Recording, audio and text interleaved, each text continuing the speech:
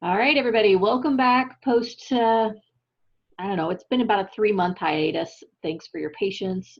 Apologize for the delays, needless to say, everything going on in the world with COVID and, well, just everything has made coordination and planning a bit tough. But we're back now with our first conversation for TLC with Merritt Aho, who's going to talk to us about this amazing stuff that he's been doing with sequential test design.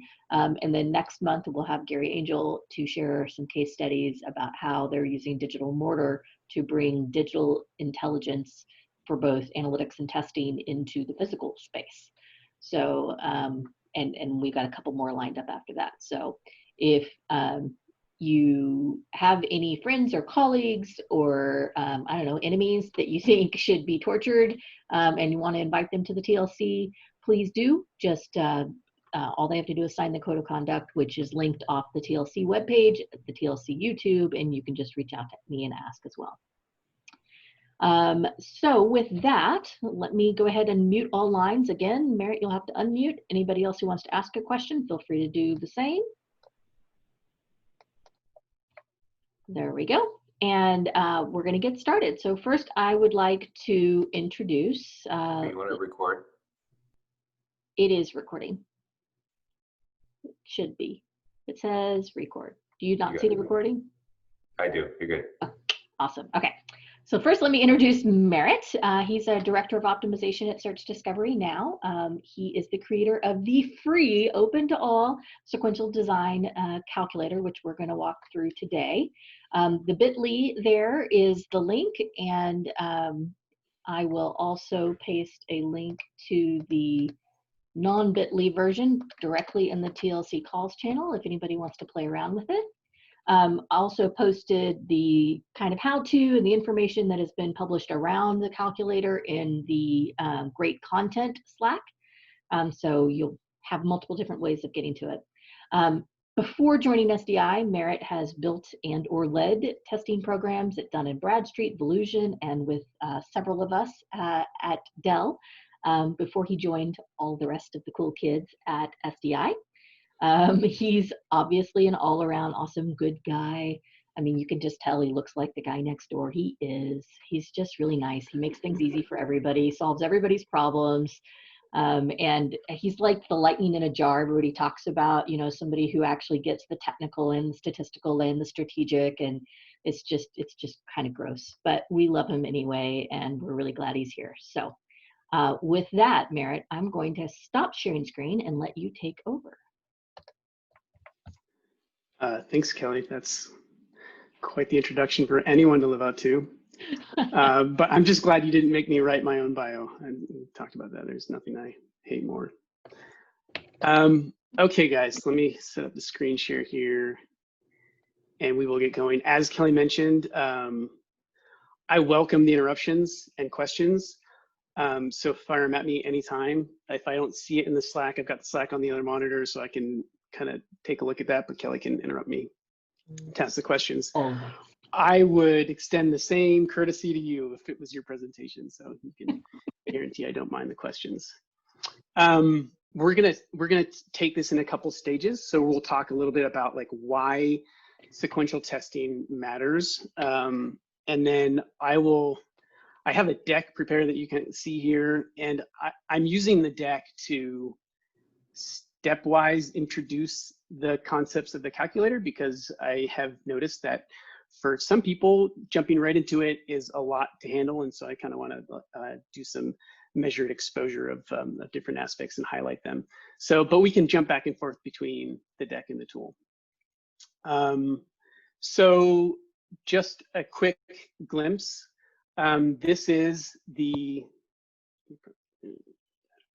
This is the calculator, right? And this is what you're going to see. You'll find the link in the Measure Slack, or sorry, in the TLC Slack, and it'll also be on many of the slides throughout here. But there's 4 panels in the calculator. It is a Shiny app, which means it uses the application building tools that come with R. So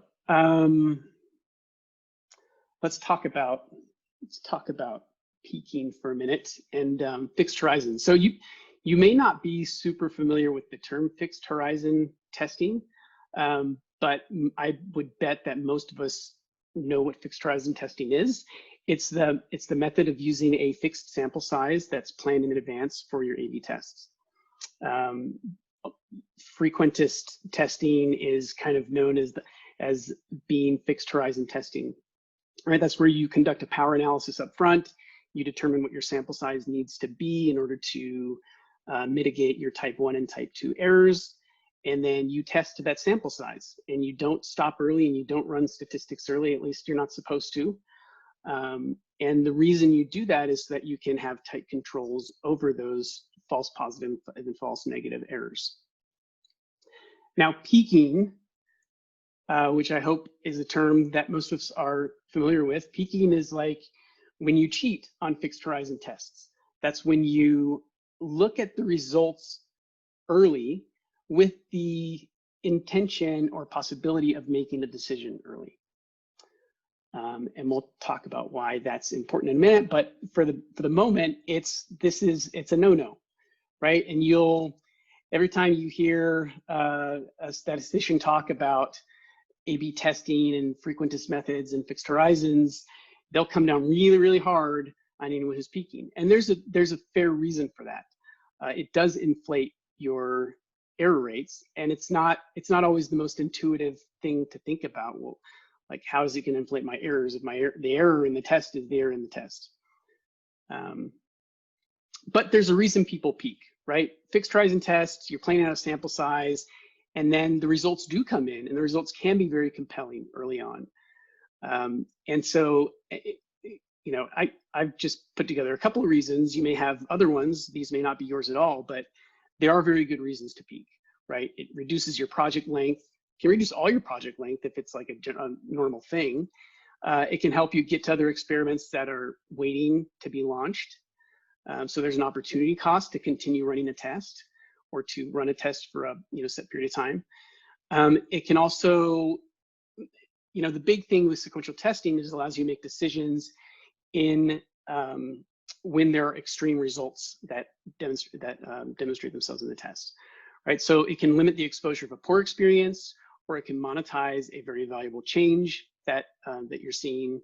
And a big one is there are lots of people in organizations that don't understand experimentation, don't have the first clue about fixed horizon testing, don't care about peaking, type 1, type 2 error rates are like other languages to them, and they don't want to hear it. All they want to hear is, you're up by 40%, we need to make a decision on this and get going, or you're down by 30%, this is untenable, get it out of here, right? And so, like, you spend relationship capital with your stakeholders sometimes by saying, no, we need to continue this. This is not how we do testing. We need to do this the right way. So I had a little poll plan, but I didn't really set it up in Slack. But I am curious how big of an issue test duration is for the general audience. The only reason I would ask this is because I would say, if it's not, if sample size is not an issue for you, then sequential testing might not be something that's very attractive for you. I would say in most scenarios, it is nice because you could, for example, plan a check-in like when you've collected 5% of your planned sample to make an early decision on anything that's like catastrophically harmful, and then continue on with your test. But if your tests are generally running in less than 2 weeks, let's say, then this may not be a big boon for you. But let's take a little look at peaking. So this is a chart detailing simulated data. So in a simulated environment, we like running 10,000 tests, creating simulations where there is no effect. And by no effect, I mean there's no difference between the control and the test conversion rates, right? If we were to apply like a 90% confidence level, what I'm charting out here is the incremental false positives if you're checking at every 10% of your sample size collected.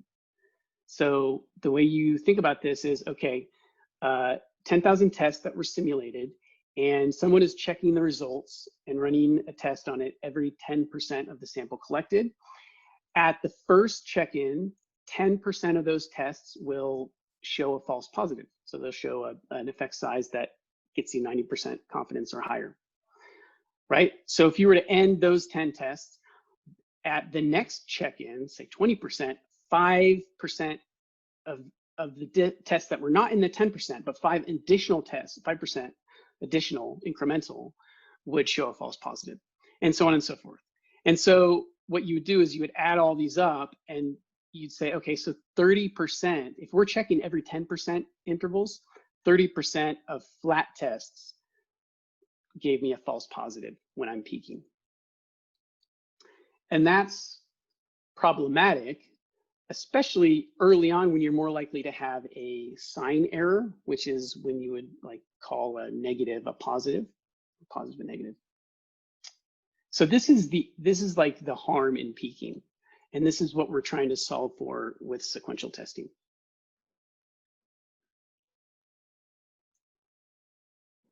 To some people, this is going to be like, okay, move on, let's get to the calculator. But I want to make sure that the foundation is set in place, that we're all like, okay, yeah, this is a problem worth solving. And when, you know, this is what the calculator addresses. Okay, so I'm going to lay this out into 3 stages of how we use the calculator. This is not just a sample size calculator, it is that, but it's also an analysis calculator and an interpretation calculator. So the way this works stepwise, before the test, you plan just like you would for a normal frequentist AB, you know, your t-test. Right, so you need to plan out significance level and power and your MDE and gather the data on your base sample or your base conversion rate. And then you need to plan for how often you actually want to perform those intermediary analyses. That's the downer, is you have to plan that out in advance. And then you have to calculate what's known as the decision boundary. And that's what the calculator does for you. It also changes the sample size a bit. It changes the practical sample size, like what you're actually going to sample to, but it also changes the max potential sample size. It goes up slightly to account for the changes in statistical design. But we'll talk about the savings that you actually can expect from this. So then during the test, you've planned these decision boundaries. During the test, you'll want to realign the decision boundaries with your actual check-in points. So while you are planning your check-ins, they don't have to be precise. And then you're calculating z-scores as opposed to p-values. And we'll talk about that in a little bit. You'll compare your z-scores with decision boundaries, and you'll stop or continue a test. And then afterwards, it's kind of business as usual. You will report out an adjusted confidence level. You will not use the same confidence level and confidence intervals that you would normally use. They need to be adjusted.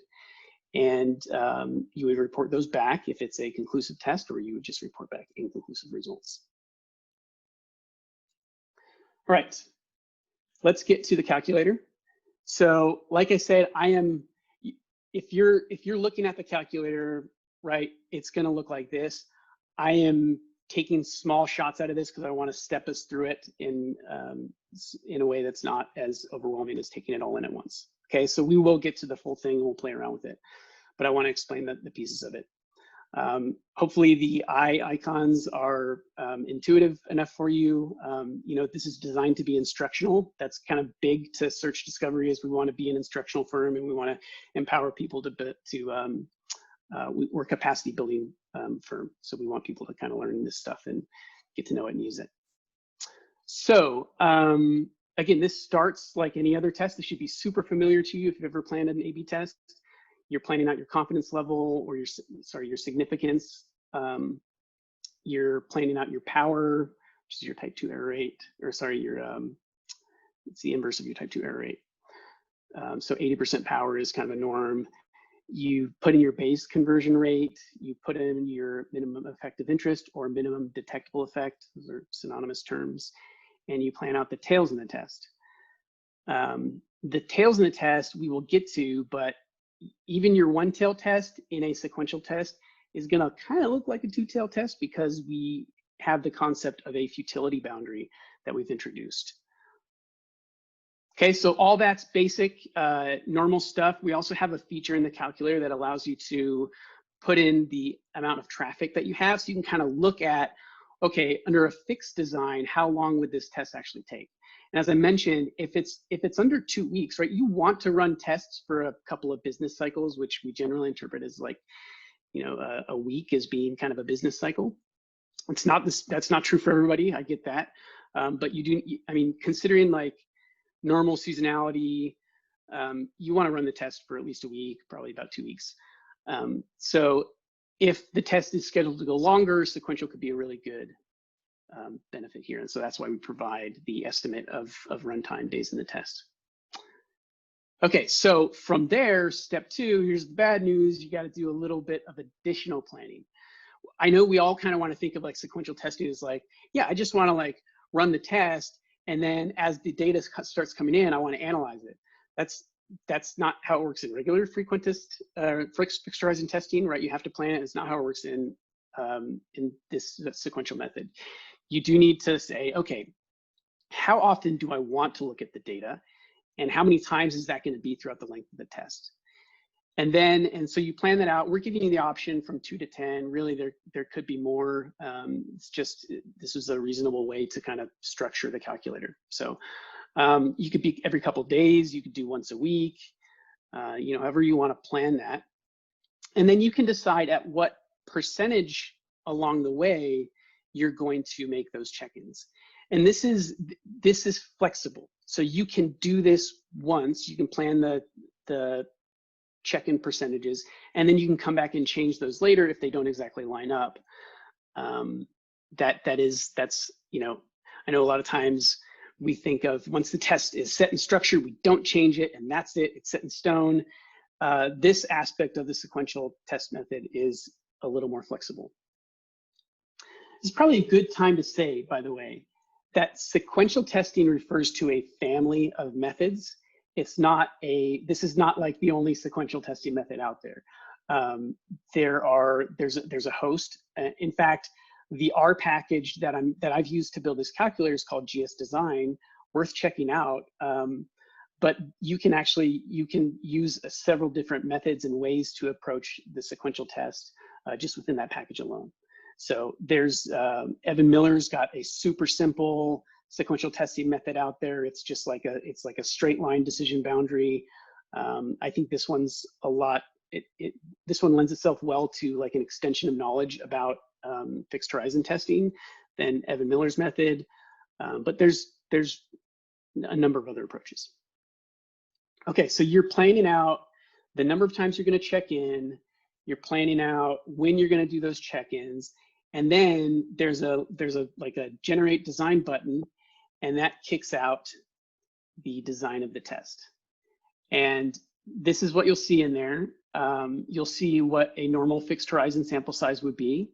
You'll see what the max sample size for this design would be. And hopefully it's intuitive, but the more check-ins that you have, the bigger the increase in your max potential sample size is going to be. There's also some really interesting stuff that we won't get into around like the timing of how the timing of how closely together those check-ins occur to the repeat increase in the incremental increase in false positives. That's something that I've modeled out with simulations. That's kind of interesting. Basically, when you crunch, and actually it is a little bit intuitive, but when you crunch all of your analyses together, it actually reduces the increase in false positives. Whereas if you spread them out more, it increases the instance of false positives. Kind of makes sense because if you think about it like, okay, if I'm checking in like every hour, the data's not changing a whole lot. Whereas if I space those check-ins out and I check in at 10% and then 80%, the data's had a lot of time to like introduce more randomization in there. Okay, so I got a little sidetracked there. You get a max increase in sample size. So for this one, it's about 10%. And then you get a table that spits out kind of what your test is going to look like. So you've got like what the sample is going to track to, the percent of tests that you programmed in to when you're going to do your check-ins, estimated number of days based on the data that you may have put in the first step. And then you get, these are your decision boundaries. You get a lower z-score and an upper z-score. These constitute a lower decision boundary and an upper decision boundary. And that's where I tend to lose some people. That's where I got lost when I first started looking at this stuff. Like, well, why are you telling me this in a z-score? And like, you may even be wondering what a z-score is. This is straight out of Wikipedia. But this is a normal distribution under the null hypothesis. And so what you would be thinking this as, this is how, you know, if both conversion rates are actually flat and you were to sample them, what would the differences look like, and how would those differences in conversion rates be distributed? What you'll see here is that these relate highly to your confidence levels, right? So what this is saying, what you'll see is that the standard deviation and the z-score are pretty closely related. They have the same values here. But the z-score is basically saying like, okay, a standard deviation is like the average difference from the mean. How many standard deviations away from the mean are you? And what you'll see is when you get 2 standard deviations away from the mean, you're encompassing 95% of the potential values under a normally distributed curve. At 2.58 standard deviations, you get 99% of the values. It's a little bit different when you go 1 tail or 2 tail because, and actually you have that in this, I really like this diagram because it has so much to it. If you just like, we're not gonna be able to dig all the way through it today, but it's got a lot, right? You have the cumulative percentage here, which would be like your 1 tail, right? So you get out here to 3 and you've got 99.9% of your values. Anyways, this is where the z-scores come from and what they represent. They represent how far away from the mean under the null hypothesis that observation is. And so it tells you kind of how rare it is. And the z-score itself, you may be thinking, okay, why don't we get the p-value? Well, the z-score, the p-value is derived from the z-score. The thing is with the p-value, this is my hunch. I haven't seen this confirmed in the data, but I think the p-value it takes on too much significance to people. We think of it as like a probability that we would see this or something more extreme in the data if the null hypothesis were true. That's not what you get in sequential testing. That's not actually what the z-score means. So it kind of throws you off. So it may just be like, you don't really need the p-value. All you really need to do is calculate the z-score to get these results. Or it could be that, you know, the p-value is just maybe a little more easy to misinterpret under these sequential designs. Quick question for you, Merritt. Christian Oliver is asking, does this methodology assume conversion rate is normally distributed, and does it matter if it's not? Okay, that's a central limit theorem discussion. Yes, so it is based on the central limit theorem. So it does work on the assumption of normal distribution. When you say that it's not, that is where I think we get into a finer discussion of details. And maybe I can address that afterwards, and we can have a fun Slack discussion about it. But by definition, you're talking about a conversion rate, a number of some actions per number of some people.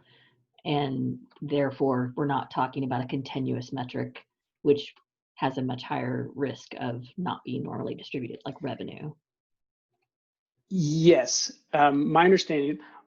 Disclaimer, big disclaimer here. I am not a statistician. Wish Gershoff were on the phone here. I just my understanding is that when you sample even non-normal metrics like revenue, for example, when you sample them, it ends up looking like a normal distribution. And so you can use the central limit theorem in that analysis. Awesome.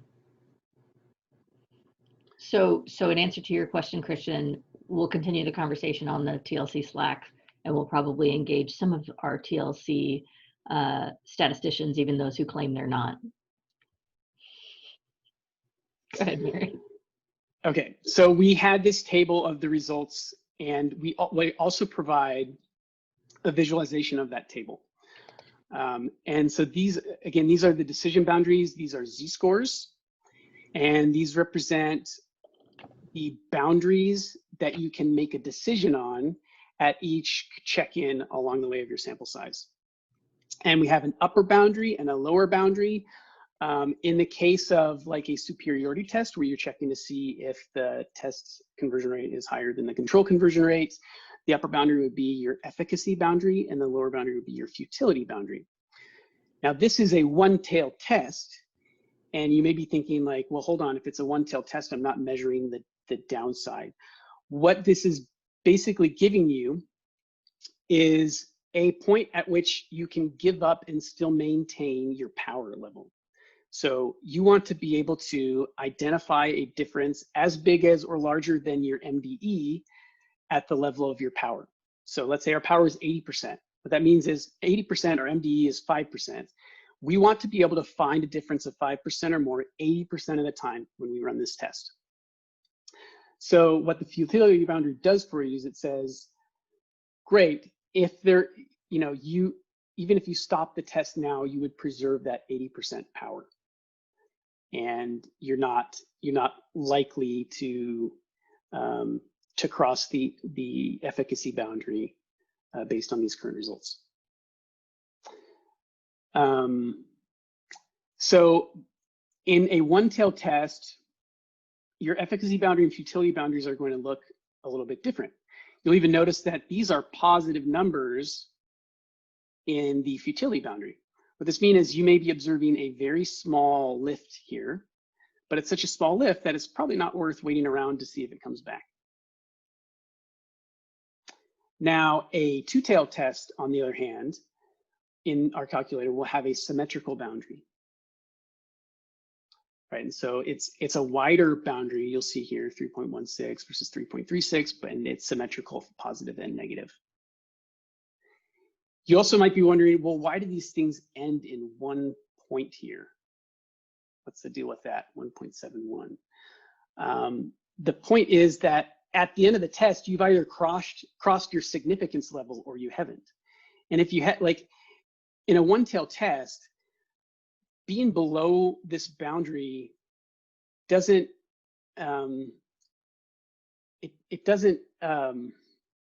it just means it's an inconclusive test, right? Like either you've exceeded your significance level or you haven't. And so when those converge, it's just one threshold to beat. Whereas in the two-tail, it's a positive or a negative. And if you're inside of that range, then it's inconclusive. Okay, so we got through the planning and we got through the decision boundaries, and now let's get to the analysis portion of the test a bit. So the fourth panel in the calculator is there to help you analyze a test. It's your favorite part? It's my favorite part. I haven't seen this anywhere else. I've seen a couple of planning, but this is my favorite. And Kelly heavily influenced this part too. That might be part of why it's her favorite, because Kelly's high maintenance and asked for a lot of features. She asked for features, and those features were added at the cost of much blood, sweat, and tears. Okay, so what you have here is you will have tabs up at the top, and you'll have a tab for each check-in that you scheduled, including a final one. And to enter the results, you just click on the tab that represents the check-in that you are at. It's actually really important that you keep track of which check-in you're at. If you checked in before, don't enter the results of the third check-in on the first check-in. And the reason that's important is because that will determine what boundary point your results are being compared to. But currently you're putting in your control and test traffic in your conversions, and it will immediately spit out a conversion rate and your difference in conversion rate. It'll spit out a Z-score, and this is very handy. It spits out 8% sampled. The reason that's handy is because 24% was not one of the check-in points that we looked at. So once you enter those in, you can click plot results, and these results will plot out on your decision boundary plot. So you can kind of easily visualize where your test is at, where it's at historically. This is handy, but the bad news is this doesn't get saved. We do not have an application that saves your progress to date at this time. Screenshots. Perhaps that's a feature we can add down the way. But I would suggest that maybe you take a screenshot of your design once you have it, and maybe just take screenshots of your results as you put them in if you don't want to keep track of those elsewhere. Okay. Is it just me, or is something wrong with this picture? Okay, this should bother you, not just because you're OCD and you need things to line up perfectly, but this should bother you because the decision boundary represents the boundary at a specific sample size. And if you're not looking at the same sample sizes, you may be exceeding a boundary that's not corresponding to that actual sample size. And so that's a problem, right? Remember I told you that the percent sampled comes out as one of the calculations there. So you can really easily take the percent sampled from your check-in, plug it back into where you're planning your check-ins at, and realign the boundaries and have those line up exactly. And you'll notice our decision boundary figure went from 2.52 to 2.8, right? Because it does represent a different place on the curve. So we need those to line up. And this is acceptable practice. Again, it's a little more flexible than like the rigid planning that you do for a typical fixed horizon test.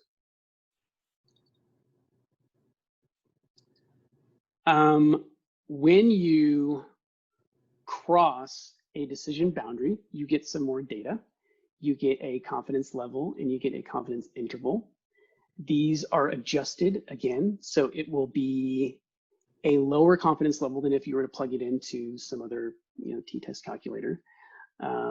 Or if you were to just say like, what's the p-value corresponding with 2.57, that would be a smaller p-value than the one that's being interpreted here. So it gets adjusted to account for the probability of a false positive in those earlier check-ins. Likewise, the confidence interval will be wider than a normal calculator would give it to you. And then thirdly, the concept on here, which I should have split out into another slide, is there's a notion of a binding boundary and a non-binding boundary. A binding boundary means the statistical rule is when you cross the boundary, you are bound to that crossing and you stop the test. It's over, it's done, you're finished. A non-binding boundary is one that if you cross it, it's interesting, but you are not bound to it and you can continue testing if you want. So it makes sense in a one-tailed test scenario that if you cross the lower boundary, you can maintain your power and end the test.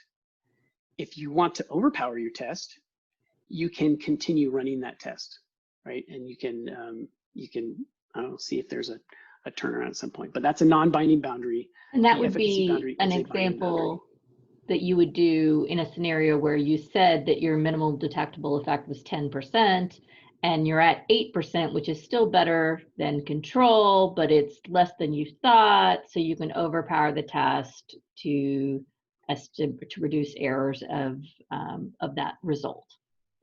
Yep. Okay. Now, that's not to say that if you get to your maximum sample size and you have an inconclusive result that you continue testing. That's not the idea here. Right. In a two-tailed test, both of the boundaries are binding. Again, there are other sequential methods out there that allow you to select binding and non-binding as an option, and that will change your sample size requirements. Neha's asking if there's a minimum sample size you would recommend when looking at a binding boundary.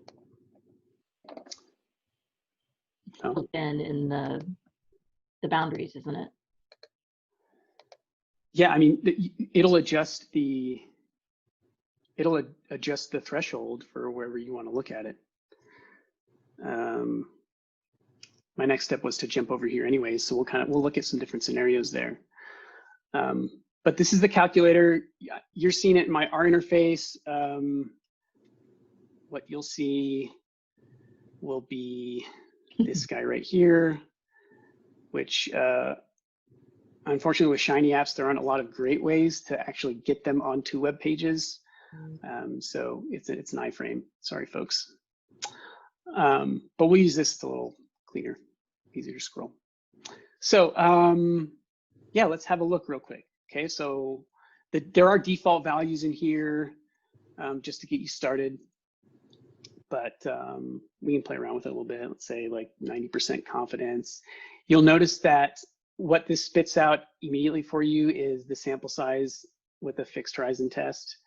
So we want to go like 90% power. Maybe we've got a smaller base conversion rate. We'll keep the MD where it's at. Or maybe we'll lower it. Okay, so for a one-tail test, if we have 10,000 visitors a week, which is what we've put in here, this is going to take 37 days, which tells me this is a great candidate for a sequential test because I don't really want to run a test for 37 days. That's an expensive test. And had you not other options, in fact, you know, let's say that your conversion rate were even lower, 3%, 143 days. At that point, it's not even like a very viable test. I do have some data in here. Let me jump back to that real quick. On actual test savings, right? Because the sequential test will increase your maximum sample size, but what you find when you model this out is that it actually saves you a lot of time. So if we're looking at this scenario where the effect is zero, there's zero true difference between test to control. Any differences you see will just be sampling errors. What you'll see here is the percentage of tests that come out as a win, that reach confidence and that you end, or that end up being inconclusive at each stopping point in the test. So this is with 4 analyses. So loss here equals inconclusive, not negative. Right, right. And this is actually crossing the futility boundary at the bottom. So 46%, roughly half of the tests here under a flat scenario would be ended by passing the futility boundary before you collected half your sample size. And you can see if you're going for 95% confidence level, these positives add up to about 5%, a little less than 5%. So we've maintained our false positive rate. And our overall savings is 34%. And that's taking into account that the maximum, right, the 100% point is 10% higher in this case than the fixed horizon. So if we look at conversely, let's say there is a true difference, and that difference is equal to our MDE. And so our MDE in this case is 5%. And so what we're seeing here is a savings of 18% average time when our MDE is when the true difference is exactly equal to our MDE. And the savings time higher when it's higher than our MDE. Yes. Yeah, and I think the thing to know about this is when the true difference is between the null, like a 0 difference, and your MDE, that's where a fixed horizon test is much more optimal in terms of its measurement capability. Like I said earlier, it's the extreme results that you want to be able to act on sooner. And MDEs are really hard to set. It's really hard to know what kind of difference you're going to see from an intervention. That's the whole reason we're testing to begin with, is we have no freaking clue what the impact of this thing is going to be. So when you see more extreme results than your MDE or worse results than the null, you tend to get a lot more savings out of your sample size. Okay, so we're back here. So we had this big 143-day test that is untenable. Let's go back to maybe.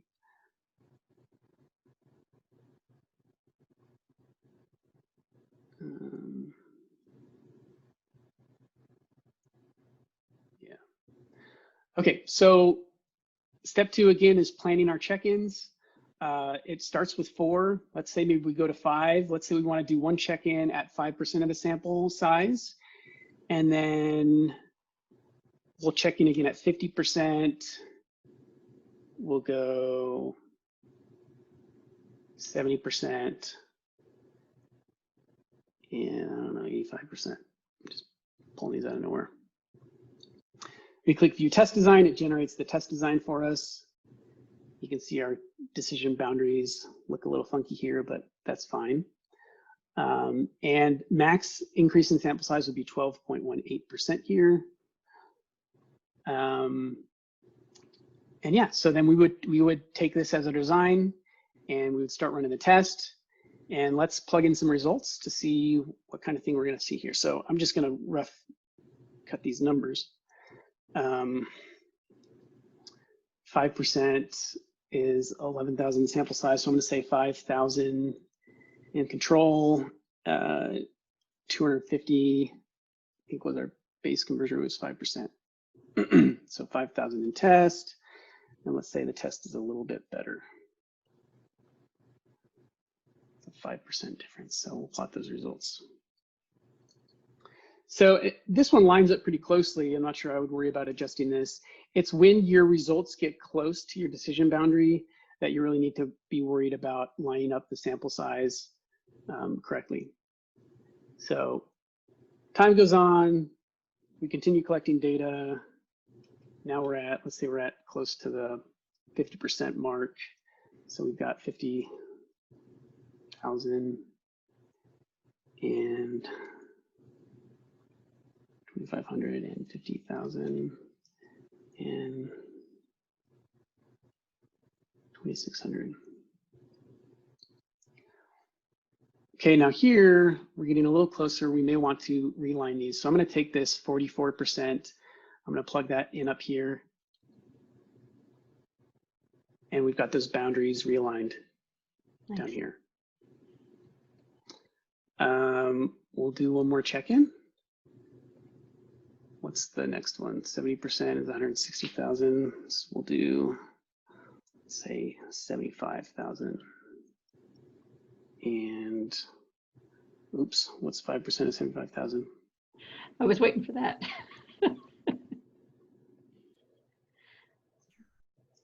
3,600, I don't know, something like that.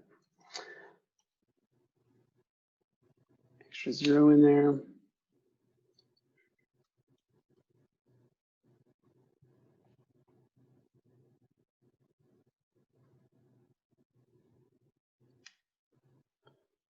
Trying to give us a slightly, just get us over the edge here. Good thing is this calculates immediately for you. Oh, we crossed the boundary. We definitely want to make sure that lines up. We'll take that 65% and we'll plug it in up here to line up those boundaries. But we've crossed the boundary. We get our confidence level of 98% and our confidence interval of a difference of from 0.4% to 9.6%. And we're able to end the test after, what is this checkpoint? Is this 70%, 65%? 60, yeah. Matt Gershoff's asking a question, although I do have to shame him for a minute because he put it in the Zoom chat instead of the Slack, but it's okay. He says, perhaps you've discussed already, but if we see extreme results, are we biasing our estimated treatment effect sizes when we stop early? If so, yes, is there Matt, a principled way to mitigate the bias? So Matt, you'll be happy to know that the confidence interval is adjusted for bias. So that is a feature in the R package that this is based on. Now, I will say For those of you who are familiar with the work of Georgi Georgiev, I actually probably botched that name, but he has his agile test calculator, uses very similar methodology. He goes a step further in adjusting the bias in the effect size estimates.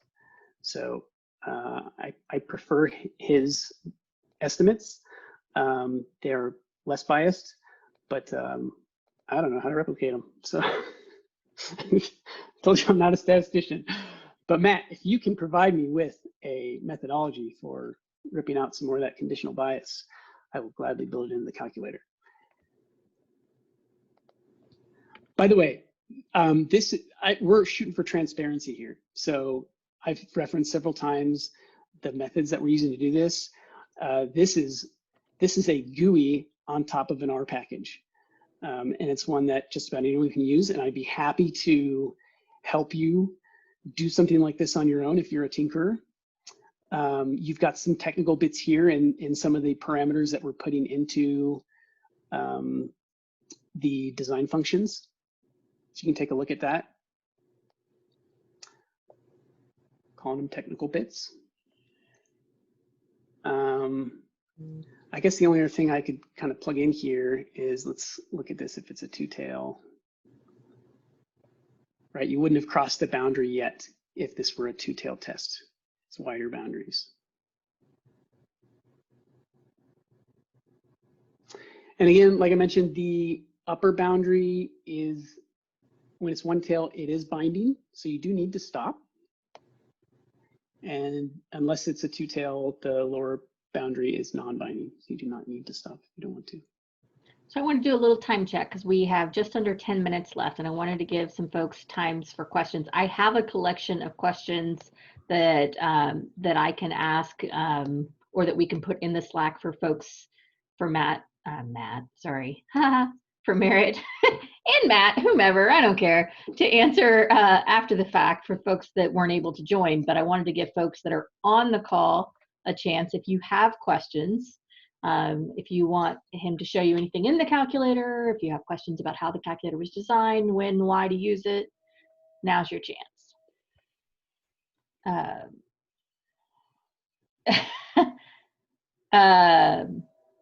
While you're coming up with your questions, I will say this is a work in progress. Yes. And I would love to add more features to this. And I have some stuff that I'll be exploring.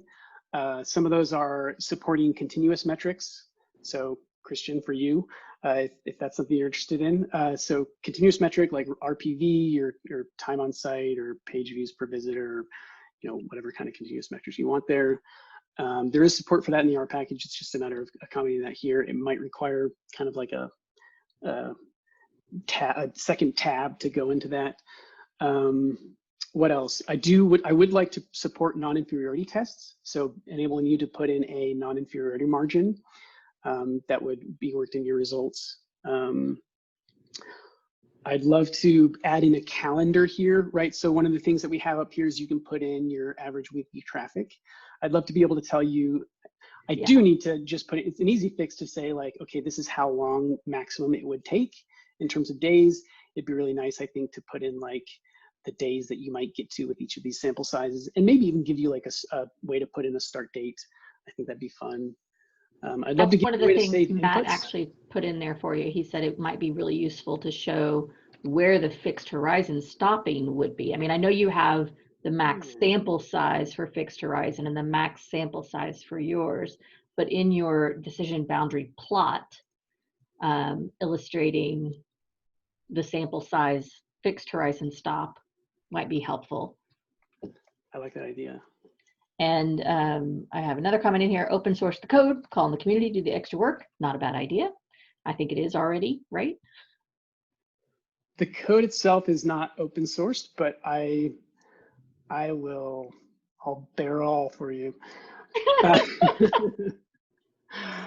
Yeah, I've got available. The R package is nothing to hide other than my own incompetence with R. I do not feel like I'm a very strong R programmer here. So I had to learn R to do this because I couldn't figure out how to do it another way. And so there you go. Yeah, but I would love help open sourcing and cleaning this up and making it even better. Two more questions. You mentioned that when you cross the binding boundary that you must stop. But what if you want a tighter confidence interval? Could you run it longer?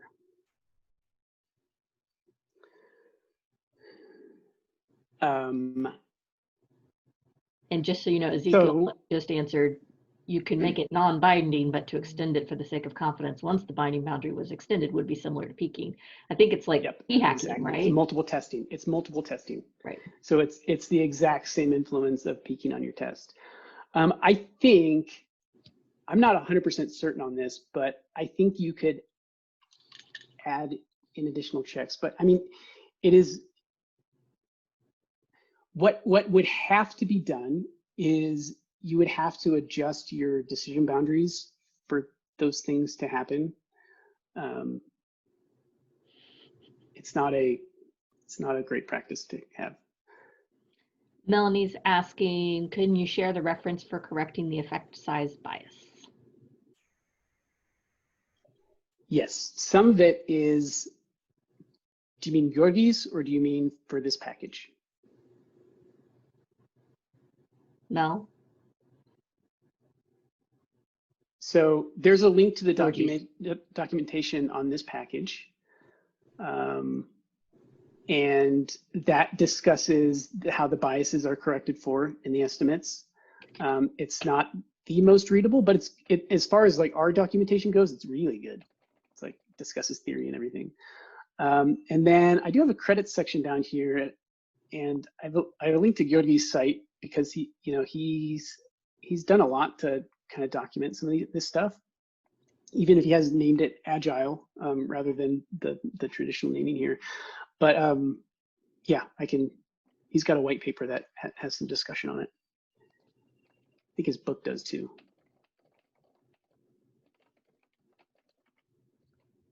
A couple of people asked for the link, and I've provided that in both the TLC calls and the Slack channel.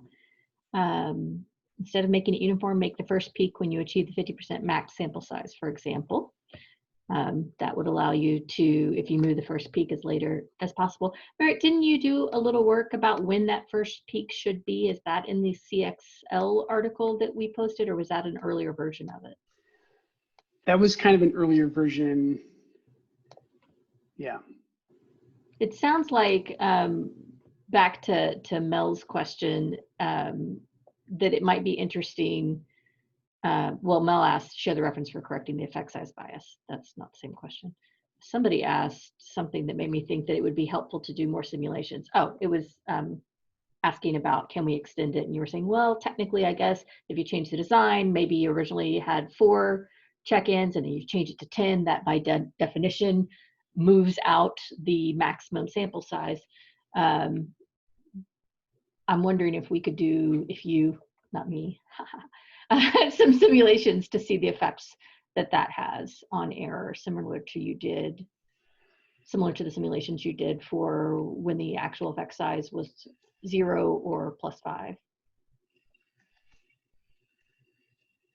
to see if it actually narrows the confidence intervals and how it affects errors.